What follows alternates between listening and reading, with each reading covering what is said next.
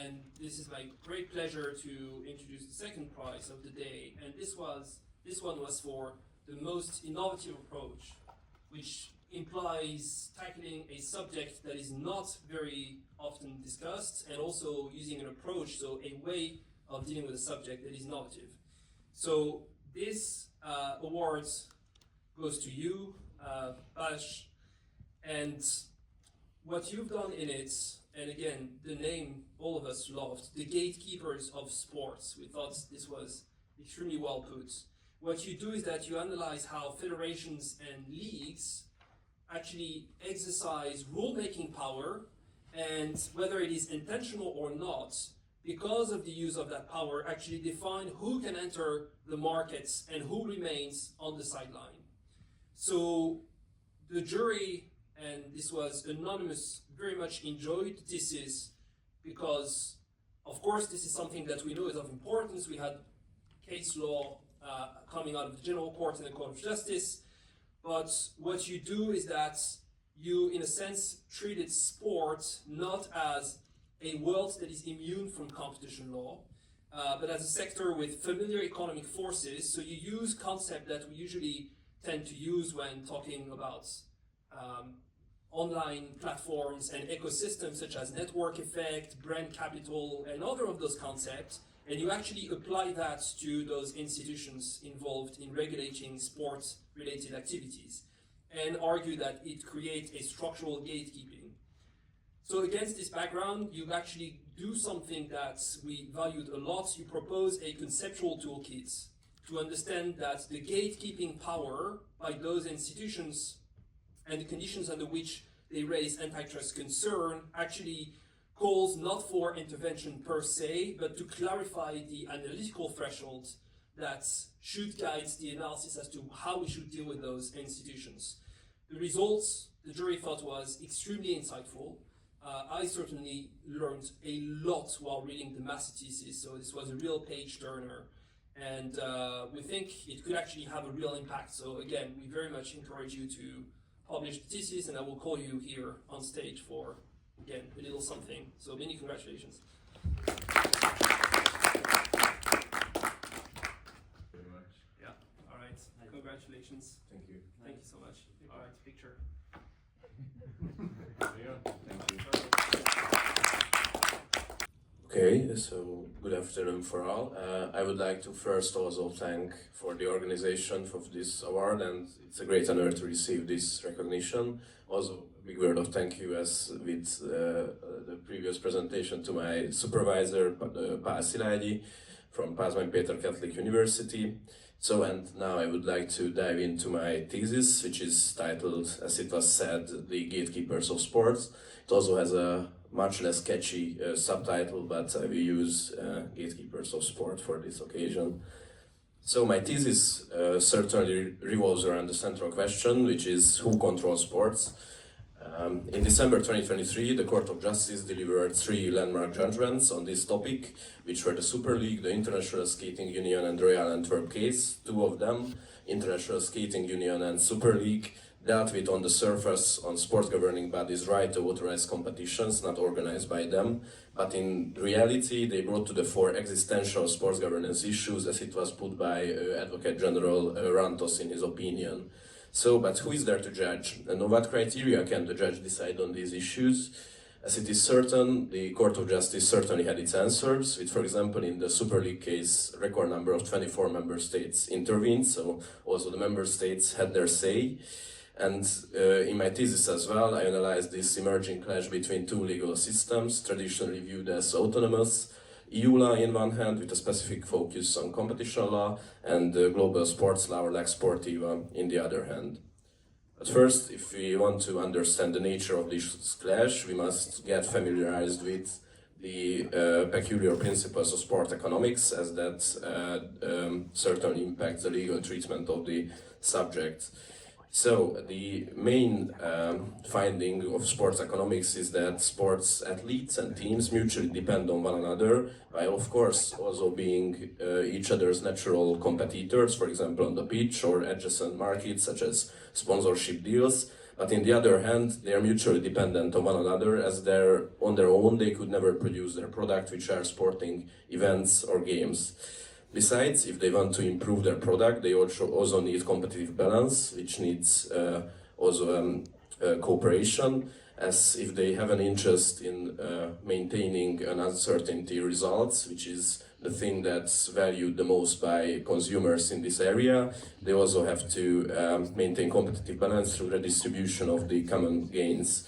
So this all calls for cooperation in certain areas, such as the organization of sporting events, setting the common rules of the game, or redistributing these said revenues. And this, to function effectively, necessitates a so-called internal market regulator, which regulates on these fields needing cooperation, ensuring a level playing field. So in Europe, for example, these internal market regulators are the sports federations, so sports governing bodies, which are organized in a hierarchical structure, which leads to one sports governing body sitting exclusively at top of its sports, regulating in these areas. But on the other hand, it also has another function, which is commercially exploiting its sport. This certainly creates a conflict of interest on that level, as if we see for example, the Super League case. UEFA, without specific standards, was free to abuse its regulatory power and not authorizing a competing product called the Super League to protect its own flagship product, which is the Champions League. So while also being active on that market, it also could regulate the market entry to that very market. And on the other hand, sports are also special from a legal standpoint. I won't get into all of the details in that regard, but on the basis of their functions, on private law relationships, sports governing bodies can perform quasi-state functions towards professional athletes, as they can pass regulations, as it was already established. They have enforcement powers via sanctions to these regulations, and they also have an autonomous dispute resolution mechanism system headed by the Court of Arbitration for Sport. And this raised the central question, which is how law can counterbalance this transnational private power, which would be otherwise exempt for traditional state control. So, for EU law, the Court of Justice long settled in the 70s that sports, even without a specific EU competence in this field, which was the case before the Lisbon Treaty, applies to the sports sector insofar as it constitutes an economic activity. Therefore, the sector-agnostic nature of internal market provisions laid the groundwork for further intervention. And on the other hand, Medina is the landmark judgment in competition law, where the court adapted the voters' regulatory auxiliarity doctrine to the sports sector. But my thesis rather revolves around the shift in the EU control, as there is now a qualitative shift emerging with a newer strand of case law. The previous strand, characterized by the cases of Varave, Bosman, or Medina, reviewed individual rules and sanctions on a case-by-case basis within its established analytical framework, whether they were transfer rules, doping sanctions, national quotas, or most recently this summer the FIFA regulation of agents. They all had to adhere to what is essentially a proportionality necessity test, both in EU competition law and internal market law, inspired by each other, and they in practice converged heavily in the court's jurisprudence. But in 2023, with the trilogy of judgment already mentioned, there is a new strand emerging, which attacks the core of sports self-regulation on two fronts. One is a structural front, as the court asks how sports governing bodies are structured and what counterbalances are needed for their exercise of regulatory power. And second, what case arbitration plays in insulating sports from EU law review. So first, to address the structure organization of sports governing bodies, the court had a very strict approach, which can be contrasted with its Advocate General's opinion, who was of the opinion that given that the Lisbon Treaty inserted into primary EU law a new supporting competence for sports, therefore that would lead to a more lenient treatment of sports in light of EU competition law and internal market law, as that in his view that provision would be a cross-cutting constitutional provision. But quite on the contrary, the court rejected this view and subjected sports governing bodies to a so-called stricter tier of competition law, I think that was also by Giorgio Monti, as you said, he put it that way, drawing on the article of 106 TFEU, which is, of course, addressed to public undertakings. And even though no state has explicitly granted these sports governing bodies with these special or exclusive rights, by their way of function, the courts also subjected them to the same standards.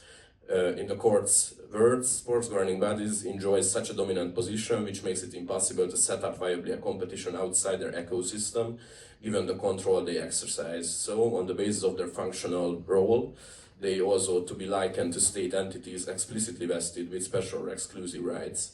To deal with this matter, the court subjected them to transparency, objectivity, and non-discrimination obligations in their operations, which essentially leads to the preclusion of self-preferencing, not unlike, for example, digital gatekeepers, as now sports governing bodies on the basis of these obligations cannot use their regulatory power to favor their own competitions on an arbitrary manner, which would otherwise have the possibility to block innovation and consumer choice, which could arise from rivaling competitions.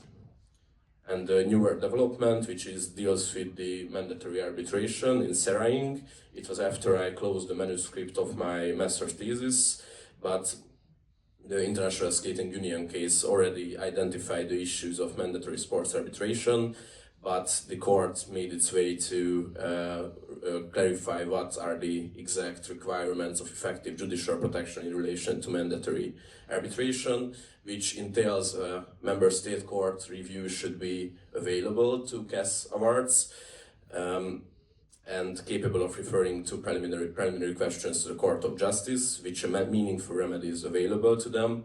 Therefore, member state courts can now review CAS awards, which were before final, according to the New York Convention, and only recourse before Seraing could be made at the Swiss Federal Supreme Court, which had a traditionally lenient approach to these awards. Now it changed, and probably member state courts also has a wider remedial toolkit to intervene in this regard. And now, just to conclude my central findings. So competition law, seemingly in relation to sports self-regulation, acts as a quasi-constitutional law for quasi-public actors, and competition law emerges at the boundaries of sporting autonomy and disciplines the most obvious failures of self-regulation.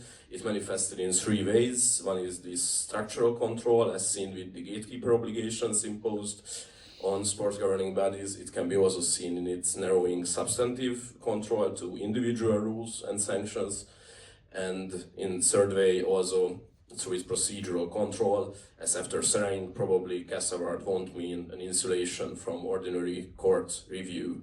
And whether it is the right tool, it seemingly was suitable for the purpose, as it ignited much needed debates on the sports self-regulation. And as the Court of Justice moved on from policing individual rules to attacking the central tenets of sporting self-regulation, it ignited the debate of more structural reforms. For example, there is now a scholarly debate whether to make it or progress it one step further. An EU Sports Act would be suitable for that matter, but it's still up for debate. And thank you very much for your attention. Looking forward to this class.